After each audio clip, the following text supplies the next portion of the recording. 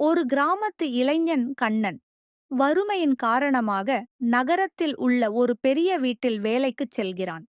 அந்த வீட்டின் உரிமையாளர் மங்கையர்க்கரசி, அழகான, அமைதியான, ஆனால் தனிமையில் வாழும் ஒரு பெண். வேலைக்காரனாக இருந்தாலும் கண்ணனின் எளிமையும் மரியாதையும் மங்கையர்க்கரசியை கவர்கிறது. இருவரும் ஒருவருக்கொருவர் நெருக்கமாவதன் மூலம் தங்கள் மனதின் துயரங்களை ஒருவருக்கொருவர் பகிர்ந்து கொள்கிறார்கள். அப்போது அவர்கள் இருவருக்கும் இடையே காதல் மலர்கிறது.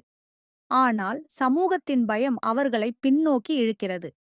ஒருநாள் மங்கையர்க்கரசி ஆபத்தில் சிக்கும்போது கண்ணன் தன் உயிரையும் பொருட்படுத்தாமல் அவளை காப்பாற்றுகிறான். அந்த தருணம் இருவரின் காதலுக்கும் தைரியம் கொடுக்கிறது.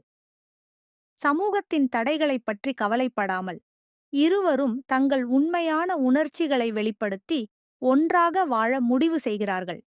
ஏனெனில் காதலுக்கு பணமோ சமூகமோ ஒரு தடையில்லை.